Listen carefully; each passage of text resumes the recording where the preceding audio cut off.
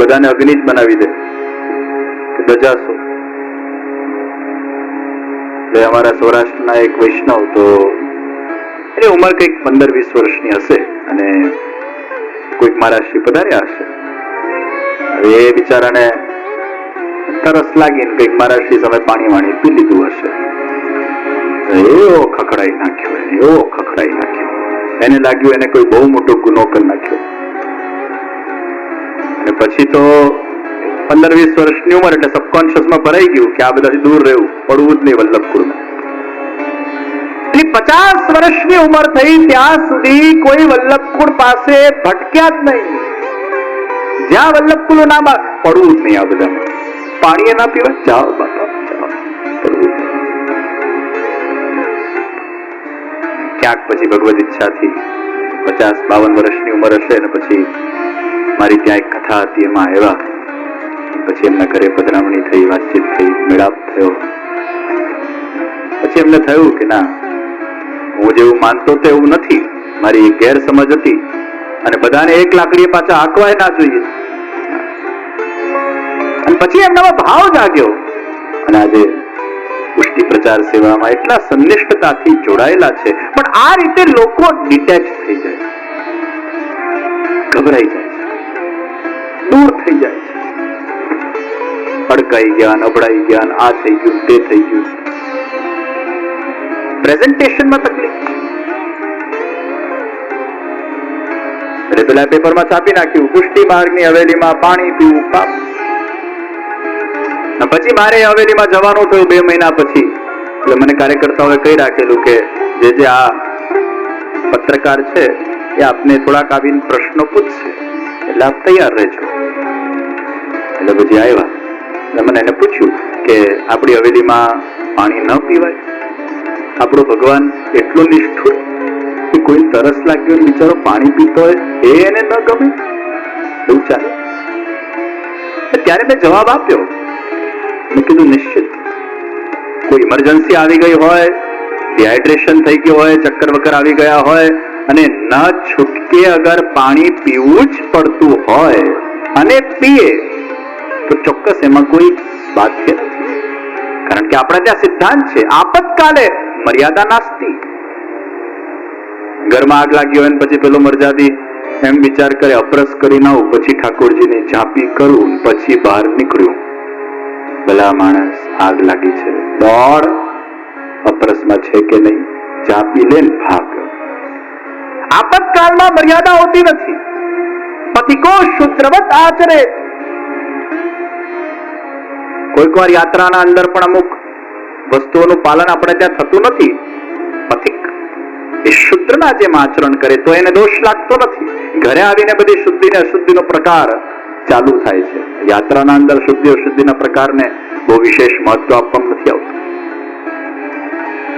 એટલે મેં એમને કીધું, આપતકાલ એવી ઇમરજન્સી આવી ગઈ હોય, હવે અડધો કલાકના દર્શન હોય અને એમાં ઘણા તો ટેવ હોય દર 15-15 મિનિટે એમને ઘૂંટડો ભરવો, એમને ઘૂંટડો ભરવો, તો એમાં મેં કીધું એવી બહુ ખાસ આમન્યા પછી ઠાકોરજીની રહે નહીં. અને એની જરૂર શું આવી આપણને પાણી પીવાની?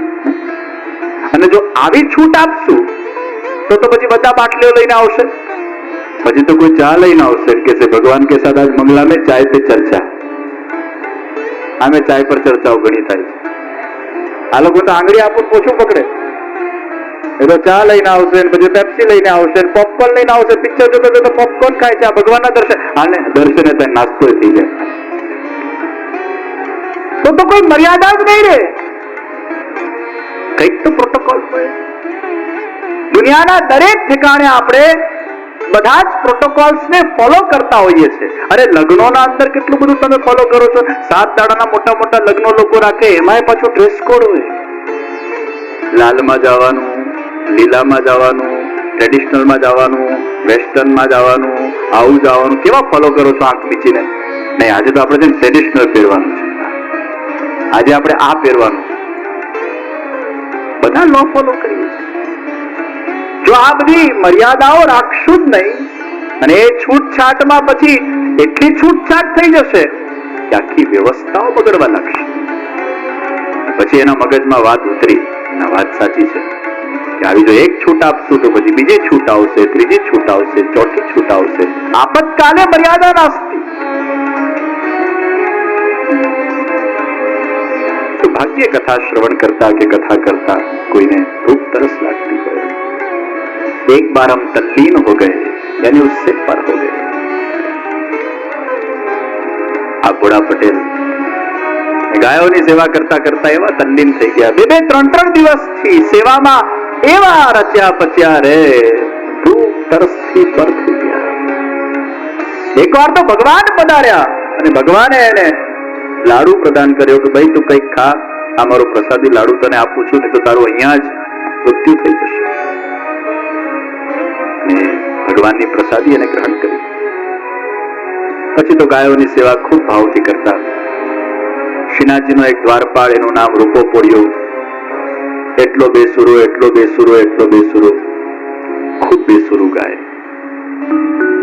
ગોવિંદ સ્વામી ભગવાનના કીર્તન કરે, એ પેલો બાર કીર્તન કરે, ગોવિંદ સ્વામી ડિસ્ટર્બ થતું એટલે ગોવિંદ સ્વામી કહેતા, હે રૂપા, કરડાની પાડ, તારા આવા બેસુરા સંગીત ભગવાનને ગમે નહીં.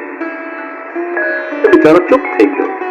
બીજા દિવસે ગુસાઈજી મંગળા કરવા પધાર્યા અને ઠાકોરજીની આંખો લાલ, જેમ ઠાકોરજી પોળ્યા ન હોય.